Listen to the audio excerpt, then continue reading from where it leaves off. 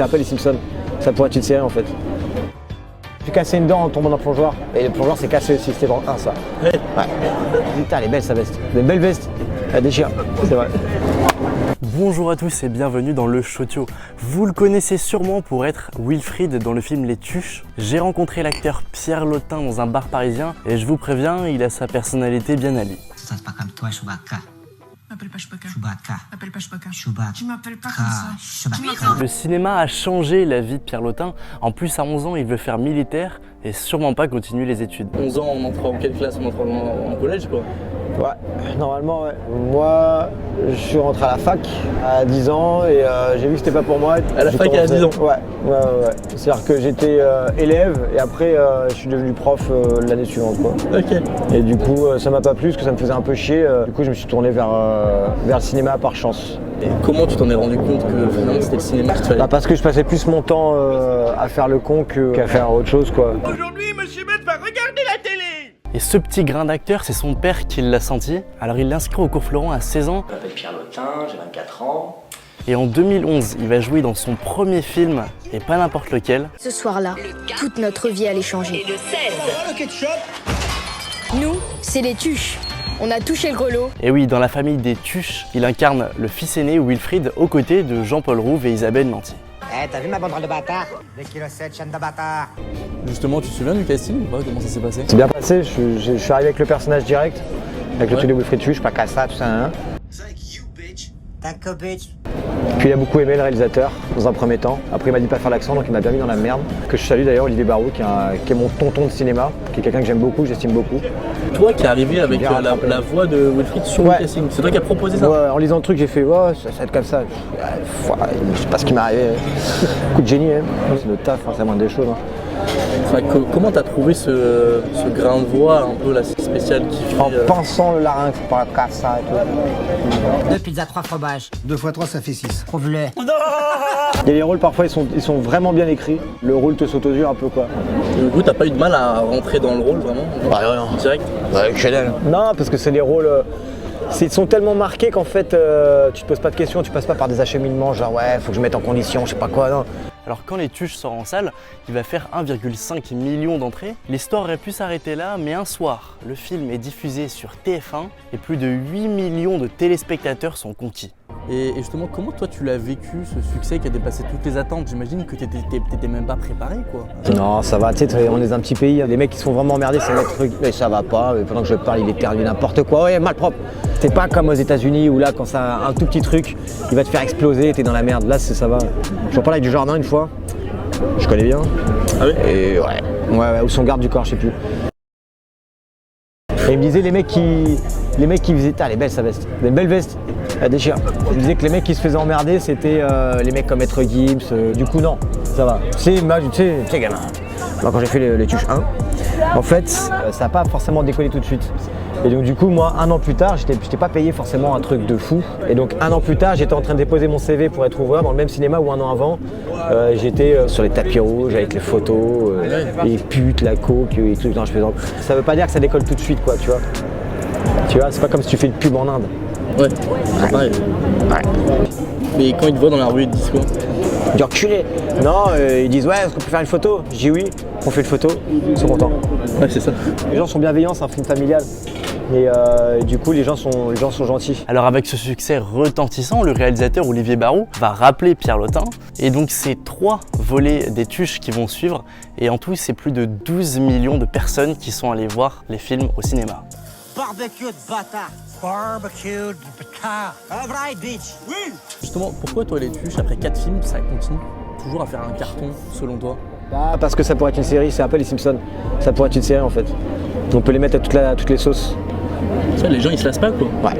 Ah, le dernier avec le Covid, putain, il a fait moins d'entrées, ça fait chier d'ailleurs. C'est pas que ça a pas marché, c'est que c'est le Covid qui fait ça quoi. Culé de Covid, hein, culé. Pour les Tuches par exemple, c'est la comédie. T'as dû en avoir non des fous rires? Ceux qui ont beaucoup de fou rire, c'est Isabelle Nanty et Jean-Paul Rouve. Ah ouais? Ouais, ils en ont beaucoup. Ils rigolent bien. Est-ce que t'as la recette pour contrôler un fou rire? Ouais. C'est quoi? Bah, j'ai pas à le dire, non, c'est du contrôle, du self-contrôle. C'est comme, je sais pas, t'as un fou rire à un enterrement. Bah tu vas faire attention, tu vas te contrôler, bah c'est pareil. fois, je me suis cassé une dent en tombant dans le plongeoir. Et le plongeoir s'est cassé aussi, c'était dans le 1 ça. Ouais. Ouais. Il y avait une crique derrière. Et puis je suis allé derrière comme ça, et puis sauter dans l'eau, et puis en fait le plongeoir s'est cassé. Je me suis râpé le dos avec les échardes là, c'était un plongeoir en bois qui fait des plongeoirs en bois quoi, tu vois. Je sais pas un truc entre les dents? Non? Ah si. Ah, merde, c'est ma dent. Oui, C'est ma dent, j'ai entre mes dents. Ah la bonne blague. Ça, et du coup je suis tombé, je me suis cassé une dent en tombant.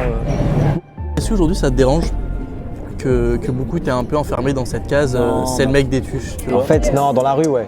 Dans la rue, on pense que j'ai fait que les tuches, mais dans le milieu, c'est autre chose. Comme dans le milieu, en fait, je joue surtout des rôles dramatiques, des trucs comme ça et tout, quoi. En fait, dans le milieu, j'ai pas cette impression d'enfermement, en fait. Et si là demain on te propose un tuche 5, tu dis oui? Ouais, bah oui, carrément. Je m'amuse, c'est bien payé, enfin, ouais. Ouais. Du coup, le cachet il augmente chaque année aussi? Ah, il diminue. Ah ouais? Non, bah non. Non, oui, je disais. Pierre Lotin, il a joué dans une vingtaine de longs métrages et contrairement à ce qu'on pense, il y a pas mal de rôles dramatiques. En 2021, il a joué dans Président d'Anne Fontaine et dans Un triomphe avec Cadmerade.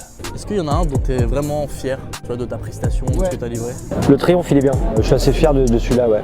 Vous sautez des répliques, vous êtes jamais en place. Et toi, Jordan, t'as tout oublié. Ouais, mais non, mais n'importe quoi, mais on reprend pas quand il souffle là, le temps.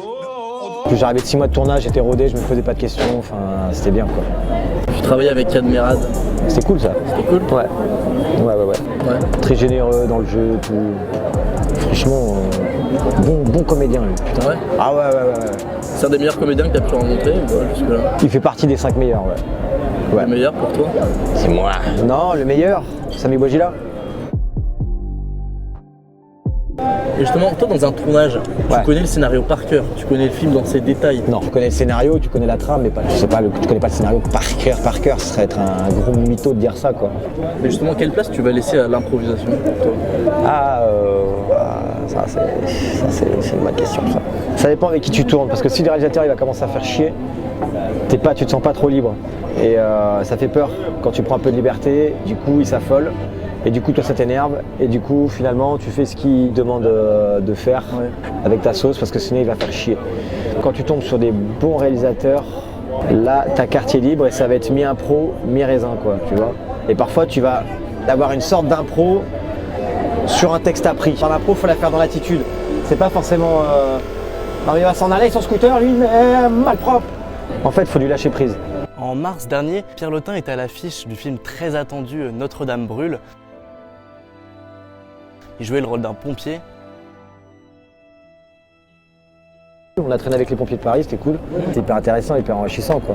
Puis c'est des gros studios, c'est des gros tournages, des grosses machines, ça crame partout. Et donc c'est un vrai feu. Ouais. Comment ils ont fait ça, ouais? En fait, c'est qu'ils ont construit le beffroi et ils ont mis des tubes de cuivre, comme ça, et ils ont fait des trous dedans. Ils mettaient du gaz. Et après ça cramait partout, parfois ça cramait vraiment. Pas boire beaucoup de pisse, quoi. Évidemment on a fait, parfois c'était un peu abusé, quoi. Ouais. Parfois ça cramait vraiment. Ouais. Et le 12 octobre prochain, vous pouvez le retrouver dans le film Les Harkis, qui a d'ailleurs été présenté à Cannes. Une carrière, c'est un mélange d'opportunités et de chance, est-ce que tu es d'accord? Ouais, un peu de travail aussi, de talent, mais chacun mène sa carrière un peu différemment, quoi. Tu vois, faut juste pas trop se laisser pousser par le vent, quoi. Putain, qu'est-ce que c'est beau ce que je viens de dire. Je vais faire poète, d'opportunités, de la chance, du challenge. Mais ce qu'on fait, quoi. Quand on fait un rôle, il faut qu'il nous tienne à cœur, il faut comprendre pourquoi on le fait, comprendre ce qu'on dit, bosser certaines phrases pour qu'elles soient rodées, pour pouvoir les sortir comme ça, tu sais. Aimer ce qu'on fait, quoi. Est-ce qu'aujourd'hui, toi, tu te considères comme un acteur épanoui? Il reste des trucs que tu as vraiment envie de faire? J'aimerais beaucoup faire de la musique. Enfin, je fais de la musique, là, je fais du piano avec Fred Avril, que je salue d'ailleurs.